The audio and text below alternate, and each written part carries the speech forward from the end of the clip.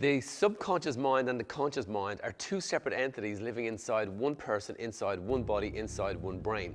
And these two minds, conscious and subconscious, have alternate ways of viewing reality.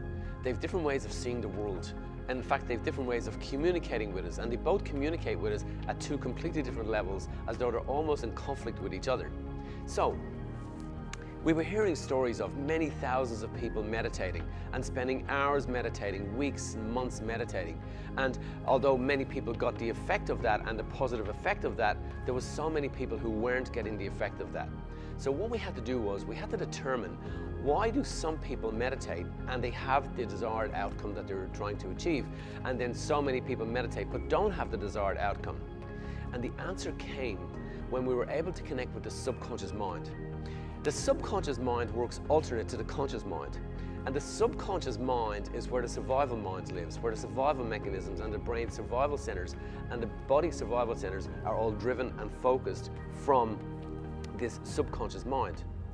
And what we discovered was this: the subconscious mind, in its massive innate intelligence, its natural intelligence, has determined that it can survive based on its past pain. For example, if we grew up in an environment whereby we were told that we weren't good enough, we weren't great enough, we weren't capable, we weren't able, and we grew up in that environment with our parents or whoever it was that educated us and trained us, in growing up in that experience, the subconscious mind had to develop traits and characteristics to deal with that reality, to deal with that experience. And from that then, that child growing up in that environment had to develop strength characteristics to deal with that. These strength characteristics then are then captured by the subconscious brain and become part of the human psychology and psyche of that person. So in other words, they develop a personality. So a personality is a collective of beliefs from the people who raised us in the morning of our life when we were growing up. And that personality then becomes a blueprint. When we get into our adulthood then, each day that we wake up each morning, the brain activates and it has to remember who we were yesterday so it can tell us who we need to be today. And in doing that, it has to access the blueprint. So that blueprint then is a collective of beliefs from the people who raised us when we were growing up in the morning of our life, now influencing the afternoon of our life. So, we discovered this. The subconscious brain and its massive capability is ignorant of our pain and our stress and our difficulty. It doesn't care about our problems. It doesn't care about our pain. It only cares about survival. And for it to survive, it is much more comfortable living in the pain of the past because it has learned to develop characteristics to deal with the pain of the past. And if the pain of the past then has given it and created the characteristics to deal with that, well then our dreams become irrelevant to the super subconscious mind. And our determination to change our lives, improve our body, be healthier, be greater, be wealthier, be more abundant, all the dreams that we aspire to become irrelevant to the subconscious brain. They are a left brain phenomenon of dreams. And the right brain then has alternate ways of dealing with that. So, what we needed to do was, we needed to go past emotions. We needed to go past meditation.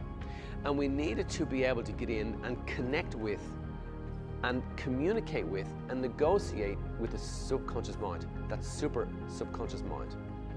In doing that then, we realized that if we can teach the super subconscious mind, the subconscious mind, if we can teach it that we have learned the lesson from the pain that we grew up in our life as we grew up as children, well then the subconscious brain stops repeating the pain in the future. Now how does it repeat pain? And it does it this way. Whatever pain that we grew up with our parents, and we may have grown up in loving relationships, it doesn't make any difference. There was always something missing, and that missingness gave us and built our characteristics, the strength characteristics that determined our personality. So the super subconscious brain then ensures that literally we marry our mother.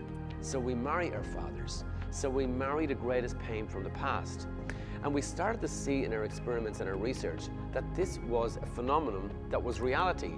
People were literally in their adult life subconsciously marrying the most painful trait and characteristic of the people who raised them, unconsciously. What that meant was this. It means that As soon as we get into our adulthood and we determine that we want to find the love of our life, we want to live a harmonious relationship, we want to live happy and in almost heaven on earth, well, they are constructs of the dreaming brain. But the dreaming brain is not in charge, because if it was in charge, well then all we would have to do is dream. And the moment that we dream, then we just have to keep living in that dream. And if we keep living in that dream, then we'll step into that dream. But it didn't take place. It doesn't happen, because dreams are not the driving force of our future.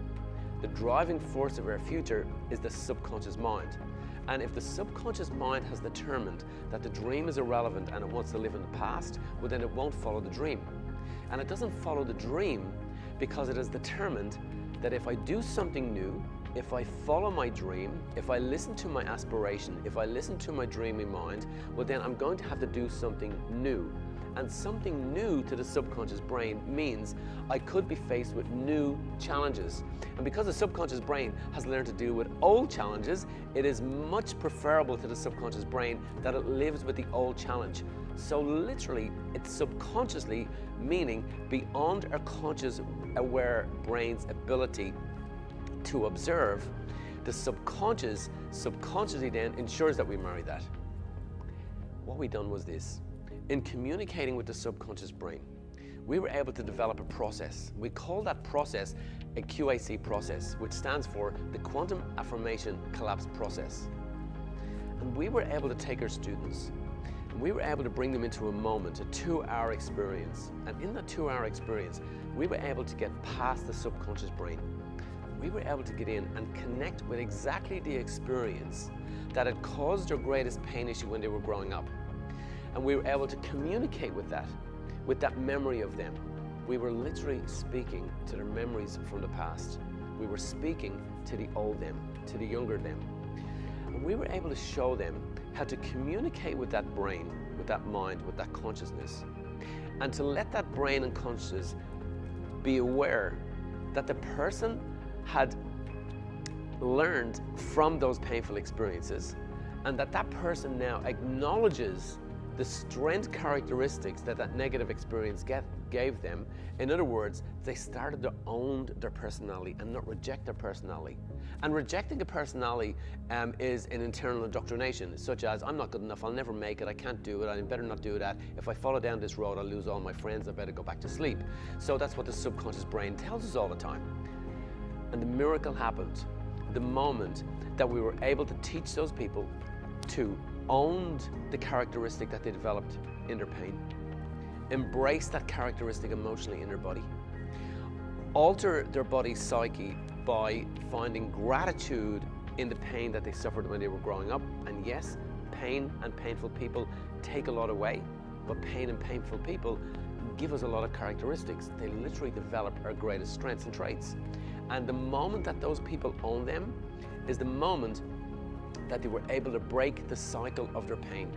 And it's that moment then that we're ready to enhance our relationship, find the love of our life, tap into our abundance. Because literally, we have altered our subconscious mind and rewired our brain to the future reality that we wish to step into, so that no longer are we repeating the habits of the past, and now we start to develop new habits in the future. And the moment that we start to develop new habits in the future, that's the moment that the dream can come true. So, in essence then, thinking about it and acting about it is never going to bring it about. What we have to do is, we have to go past that, and we have to literally rewire our whole mind and body connection. And to do that, we have to disconnect from our pain. The moment that we disconnect from our pain is the moment that we're back in the driver's seat, and now we're driving the bus. Now we're in charge. Now we can determine it. And what we found was this: in the absence of doing that, following our dreams is a difficult journey ahead. But the moment that we tapped into that is the moment the miracle happens.